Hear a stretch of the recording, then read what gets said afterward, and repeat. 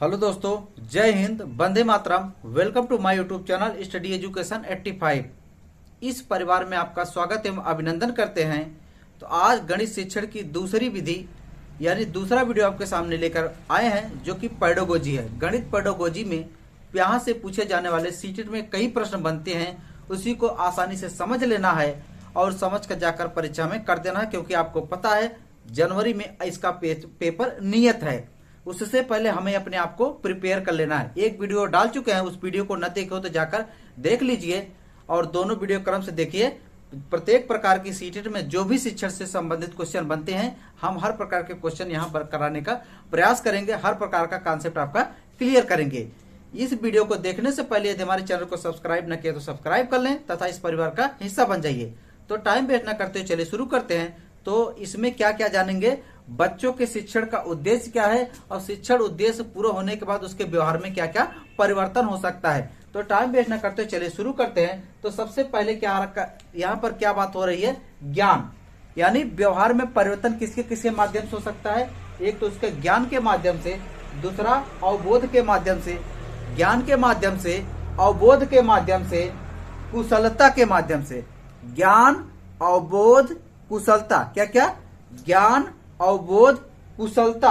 इसके बाद क्या कर रहा है, ज्ञानोपयोग। ज्ञान, अवबोध, कुशलता, ज्ञानोपयोग। इसके बाद क्या है, रुचि। क्या है, रुचि। फिर उसके बाद अगला क्या है, अभिरुचि। ये सारी शब्दावलियां पूछेगा, हर शब्दावलियों का मतलब आपको जानना जरूरी है। इसके बाद सकारात्मकता यानी इसके व्यवहार में परिवर्तन होने के बाद ये सब गुण आ जाएगा। इन सब का अपना मतलब है। चलिए एक एक शब्दावली को समझ लेते हैं, ये शब्दावलियां वास्तव में है क्या। तो पहला कर रहा है ज्ञान। ज्ञान से आशय यहाँ पर क्या समझते हैं, यहाँ इसमें लिखा है छात्र गणित के तथ्यों, शब्दों, सूत्रों, सिद्धांतों, संकल्पनाओं, संकेतों, आकृतियों, विधियों को प्राप्त ज्ञान। यानी जो ज्ञान प्राप्त करेगा, गणित की प्रमुख प्रकृति को समझ पाएगा। प्रकृति के संदर्भ जैसे कह रहा है, छात्र गणित में क्या करेगा, तथ्यों की जानकारी, आकृतियों की जानकारी या उसमें नियमों की जानकारी, ये सारी जानकारी बच्चा जब समझ पाएगा तो क्या हासिल कर रहा है, ज्ञान को हासिल कर रहा है। यही कहने का मतलब इसका पहला उद्देश्य है, ज्ञान को प्राप्त करना। ज्ञान इन रूपों में प्राप्त कर पाएगा। क्योंकि ये हम गणित शिक्षण पढ़ रहे हैं, इसलिए हमारा मुख्य ध्येय होना चाहिए गणित के विषय में सोचना। ध्यान रखिए। इसके बाद अगला कह रहा है, इसमें छात्र तथ्यों, परिभाषाओं, सिद्धांतों, त्रुटियों का पता लगाकर इसमें सुधार कर सकता है। छात्र क्या करेगा, जब उसके ज्ञान मिल जाएगा तो उसके व्यवहार में परिवर्तन आएगा, तो उसमें गणित संबंधी जो त्रुटियां हैं, जो परिभाषाएं हैं, उसका पता लगाएगा। इसके बाद उसमें नए संशोधन करके नए तरीके से व्यक्त करने का प्रयास करेगा। कब होगा, जब गणित शिक्षण के माध्यम से उसके व्यवहार में परिवर्तन होगा। ध्यान रखिए, विशेषता। इसके बाद आगे आते हैं, अगला तथ्यों और सिद्धांतों के आधार पर निष्कर्ष निकालता है। बता चुके हैं छात्र क्या करता है, तथ्य उसके सामने रखा जाएगा, इसके बाद उसके आधार पर निष्कर्ष निकालेगा, इसमें क्या सत्य है क्या गलत है। ध्यान रखिए। अगला पॉइंट देखें, गणित भाषा संकेत। गणित भाषा संकेत संख्याओं, आकृतियों आदि को भली भांति पहचानना एवं जान पाता है। ध्यान रखिए, इसका मुख्य उद्देश्य है इस शिक्षण के, तो सारी प्रकार की जो गतिविधियां हैं, जो जैसे आकृति संबंधी गतिविधियां है, नियम संबंधी गतिविधियां है या अन्य जो भी गणित संबंधी गतिविधियां हैं, उसको इस आसानी से बच्चा समझ पाए, यही शिक्षण का मुख्य उद्देश्य होना चाहिए। और शिक्षक को उसी अनुसार भली बात प्रयोग करना चाहिए, जिससे कि बच्चा समझ पाए। ध्यान रखें। अगला आते हैं दूसरा, आप ज्ञान समझ गए, ज्ञान उपयोग, ज्ञान को किस हिसाब में उसको प्रयोग करवाना है। अगला देखते हैं अवबोध। अवबोध के विषय में जानते हैं। अवबोध कर रहा है संख्याओं, संकेतों, नियमों। क्या क्या कर रहा है, संख्याओं, संकेतों, नियमों, परिभाषाओं आदि में अंतर तथा तुलना करना, तथ्यों तथा आकृतियों का वर्गीकरण करना सीखते हैं। यानी अवबोध के माध्यम से ये सारे गुण सीखते हैं। जैसे क्या कर रहा है, संख्याओं, संकेतों, नियमों का ज्ञान, परिभाषाओं का ज्ञान तथा आकृति एवं वर्गीकरण का ज्ञान सीख पाते हैं। किसके माध्यम से, अवबोध के माध्यम से। अवबोध से आशय यहाँ पर यही है। ध्यान रखिए। इसके बाद अगला कार्य कुशलता। कुशलता से आशय क्या है, विद्यार्थी गणना करने, ज्यामिति, रेखा चित्र खींचने में, लेखा चित्र तथा चार्ट आदि को पढ़ने में निपुणता प्राप्त कर सकेगा। छात्र गणितीय गणनाओं को सरलता व शीघ्रता से प्रयोग कर सकेंगे। कुशलता का मतलब है यदि बच्चे में शिक्षण विधि का प्रयोग वास्तव में कर दिया जाए, शिक्षण का सही सही मतलब बता दिया जाए, तो सारे प्रकार के प्रश्न हल कर पाएगा। जैसे कि कह रहा है विद्यार्थी गणना करने में सफल हो सकता है, ज्यामिति चित्र बनाने में या लेखन करने में, या कह रहा है लेखा चित्र यानी पाई चार्ट वगैरह जो क्वेश्चन हम हल करते हैं उसको आसानी से कर पाएगा यदि शिक्षण का मतलब उसको पता चल जाए। ध्यान रखें। और क्या रहा कि संख्याओं को सरलता एवं शीघ्रता से कर सकेंगे, जो सांख्यिकी का क्वेश्चन है उसको भी बच्चा आसानी से कर पाएगा। ध्यान रखें, इस शिक्षण का मुख्य उद्देश्य है। इसके बाद अगला कार्य ज्ञानोपयोग। ज्ञानोपयोग मतलब ज्ञान का उपयोग किस माध्यम में बच्चा करेगा। ज्ञान के उपयोग के विषय में समझते हैं। छात्र ज्ञान और संकल्पनाओं का उपयोग समस्याओं को हल करने में करेगा। किसका करेगा? भाई छात्र है, ज्ञान का उपयोग कहाँ करेगा? जो समस्या आएगी उसको देखेगा, उसी परिस्थिति के अनुसार उसका उपयोग करेगा। इसके बाद रुचियां देखते हैं। यह रुचि से आशा है पहेलियां एवं लेख से, यानी छात्र क्या करेगा? पहेलियों को हल कर पाएगा, लेखन संबंधी जितनी भी कलाकृतियां या गतिविधियां हैं उसको भी हल कर पाएगा। ध्यान रखिए, यह शिक्षण का मुख्य उद्देश्य होना चाहिए, बच्चा एक कर सके। ध्यान रखिए। आगे आते हैं। गणितीय संबंधी सामग्री का छात्र उपयोग करेगा, गणितीय संबंधी सामग्री का अध्यापक उपयोग करेगा, गणित के क्लब में भाग ले सकेगा। छात्र और क्या करेगा? गणित क्लब में भाग ले सकेगा, यानी गणित संबंधी जो भी योजनाएं बनाई जा रही हैं उसमें छात्र और शिक्षक को दोनों भाग लेना जरूरी होता है। ध्यान रखिए। अगली देखते हैं अभिरुचि क्या है। अभिरुचि यानी आंतरिक रुचि। अभिरुचि के विषय में समझते हैं। विद्यार्थी गणित अध्यापक को पसंद करेगा। विद्यार्थी गणित अध्यापक को पसंद करेगा, गणित की परीक्षा को देने में आनंद प्राप्त करेगा। क्या करेगा? गणित की परीक्षा को देने में आनंद प्राप्त करेगा। गणित विषय सामग्री के बारे में सहपाठियों से चर्चा कर सकेगा। यानी जब उसमें रुचियां परिवर्तन हो जाएगी, यानी क्या हो जाएगा? अभिरुचि होगी तो क्या करेगा? गणित में रुचि लेगा, शिक्षक की बात मानेगा तथा उसकी चर्चा क्या करेगा? जैसे आपको कोई चीज आ गया, आप दूसरे से शेयर करते हैं कि ऐसे होता है, हमने इसको सीख लिया, उसी हिसाब से यहाँ पर ये प्रयोग करेगा। ध्यान रखिए। आगे देखते हैं सकारात्मकता क्या है। सकारात्मकता क्या है? छात्र दैनिक जीवन में गणित के महत्व एवं उपयोगिता को पसंद कर सकेगा, यानी प्रयोग कर सकेगा। दैनिक जीवन क्या करेगा? गणित की उपयोगिता एवं महत्व को प्रयोग कर सकेगा। कौन कर सकेगा? छात्र। ध्यान रखें। इसके बाद अगला आते हैं मोस्ट इंपॉर्टेंट। इसका नाम क्या है? संश्लेषण विधि। क्या है? संश्लेषण विधि। ये सब अतिरिक्त जानकारी थी, आपसे कोई परीक्षा में पूछा जा सकता है। थोड़ा सा बोरियत जरूर है, लेकिन थोड़ा सा ध्यान से समझेंगे तो आपको समझ में आ जाएगा।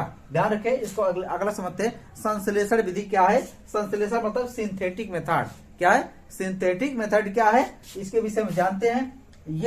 यह विश्लेषणात्मक के विपरीत एवं पूरक है। आपको विश्लेषण विधि बताए थे पिछले वीडियो में, उसी का एकदम विपरीत एवं पूरक कौन सा है? संश्लेषण। निष्कर्ष विश्लेषणात्मक के विपरीत एवं पूरक है, बताई दिए आपको। इसके बाद अगला कह रहा है ज्ञात वस्तुओं की क्रिया विधि बताता है। इस विधि के माध्यम से क्या करते हैं?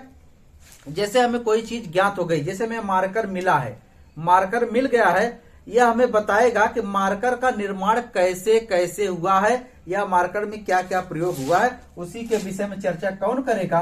संश्लेषण विधि। कौन करेगा? संश्लेषण विधि। ध्यान रखिए। इसके बाद अगला कह रहा है अधिकांश पुस्तकें इसी विधि पर आधारित हैं, यानी जो पुस्तकें लेखक लिखा है जो हम पढ़ते हैं वो किस विधि पर आधारित है? ज्यादातर ध्यान दीजिए, वह इसी विधि पर आधारित है। किस विधि पर? संश्लेषण विधि पर। ध्यान रखिए। अगला पॉइंट कर रहा है ज्ञात से अज्ञात अनुमान के आधार पर। ज्ञात से अज्ञात एवं अनुमान के आधार पर शिक्षण सूत्र का प्रयोग किसमें किया जाता है? संश्लेषण विधि में। ध्यान रखिए। अगला कह रहा है इसमें रचना का वर्गीकरण नहीं किया जा सकता। इसमें रचना का वर्गीकरण नहीं दिया जा सकता। ध्यान रखिए। इसके कारण इसे विद्यार्थियों को रटना पड़ता है। क्या पड़ता है? रटना पड़ता है।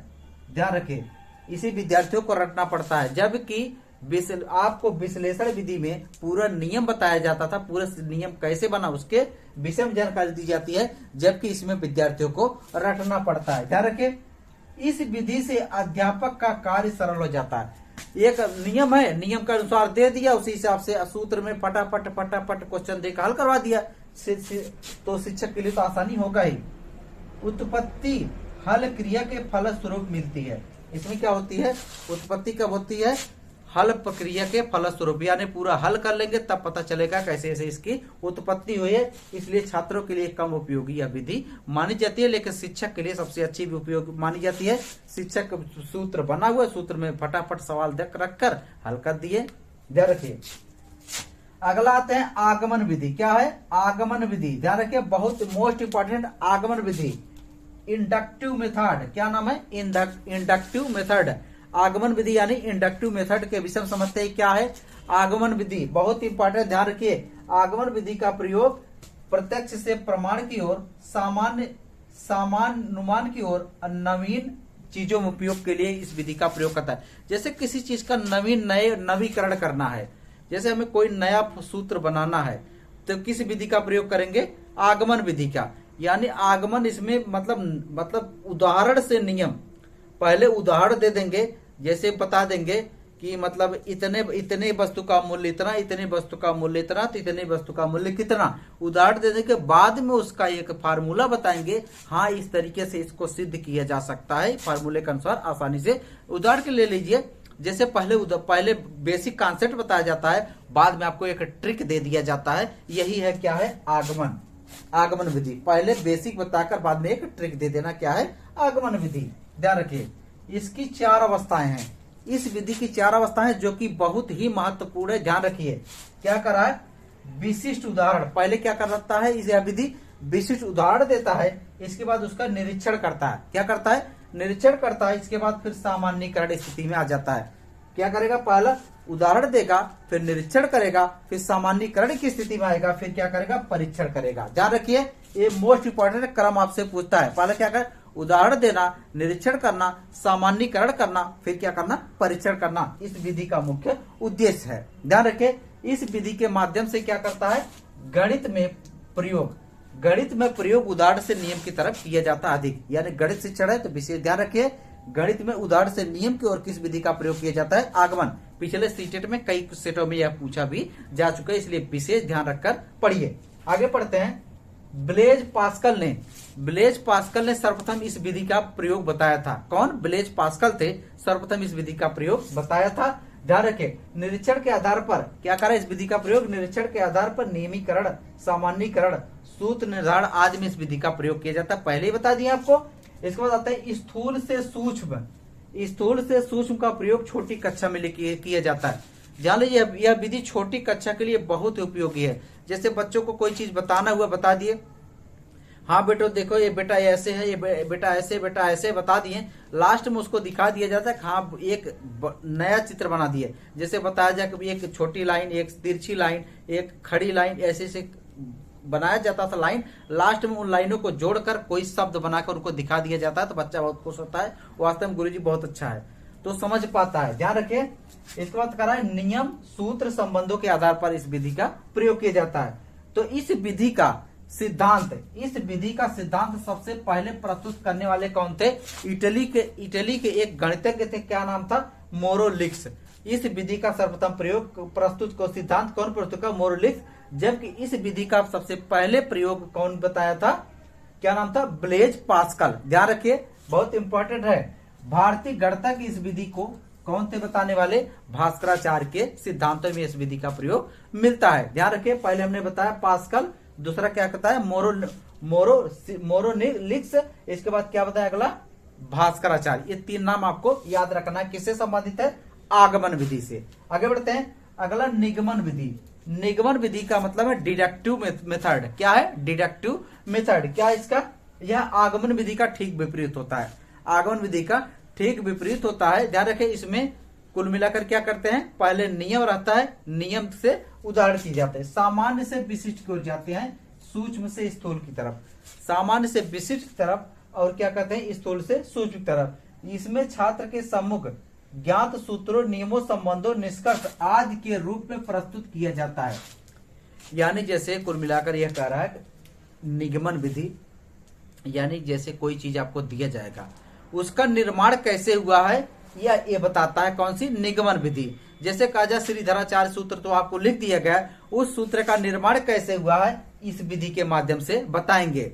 जैसे b² = 4ac कहा जाए, या a धन b² ए धन बी स्क्वायर बराबर A square plus 2ab plus B square, यह कैसे हुआ है इसी विधि के माध्यम से बताएंगे। ध्यान रखिए, कोई नियम दे रहेगा उसको तोड़कर कैसे वो नियम बना है, कौन सा बताएगा, निगमन विधि। क्या बताएगा, निगमन विधि। ध्यान रखिए, इसमें छात्र के सम्मुख ज्ञात सूत्रों को बता दिए, यह आगमन का पूरक है, पहले बता दिए, ध्यान रखना। इसके बाद करा कि इससे शिक्षक छात्र को विशिष्ट सामग्री से नियम तथा सूत्र बताते हैं, जैसे बीज गणित, त्रिभुज, रेखा गणित।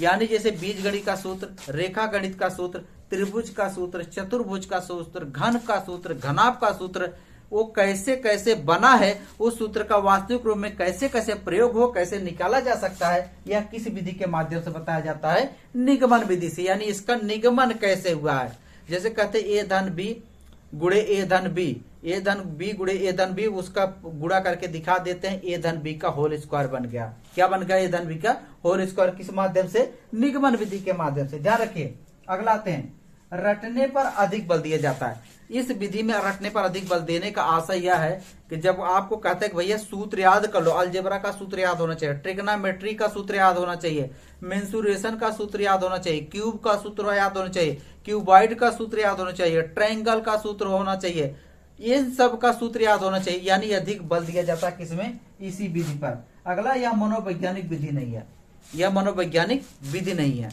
ध्यान रखिए, पूछेगा मनोवैज्ञानिक विधि नहीं है, वैज्ञानिक विधि लेकिन मनोवैज्ञानिक विधि नहीं है। ध्यान रखिए, अगला क्या कर रहा है कि आधुनिक शिक्षा प्रणाली इसी विधि पर आधारित है। आधुनिक कहने के यहाँ से सही भी कह रहा है कि आजकल देखो ट्रेंड बन गया है कि सूत्र याद करके आए कि नहीं आए, सूत्र याद नहीं है तो हम नहीं पढ़ाएंगे। यानी सबसे पहले वरीयता होती है आपको याद करवाना है, रटना, सूत्र याद कर लीजिए, इसके बाद आपका उसी पे प्रयोग करा देंगे। ध्यान रखिए, इससे दूसरों के सिद्धांत पर आश्रित रहना पड़ता है। सही बात है, जैसे कह रहा है कि इसमें दूसरों के सिद्धांत पर आश्रित रहना पड़ता है, कोई दूसरा नियम बना दिया गया उसी को हमें रटना है, बाकी अपना तो जैसे कोई अस्तित्व नहीं है, उसी पर आधारित रहना होता है। किसके माध्यम से, निगमन विधि के माध्यम से। ध्यान रखिए, अगला करा, इसमें अन्वेषण संभव नहीं है। अन्वेषण संभव नहीं है, यह कथन सत्य भी हो सकता है, असत्य भी हो सकता है। जैसे कह रहा है कि अन्वेषण संभव नहीं है, खोज हो भी सकती है, खोज नहीं भी हो सकती है, दोनों मायने में हो सकता है। ध्यान रखिए, अगला करा, छात्र नीरस और भयभीत रहता है।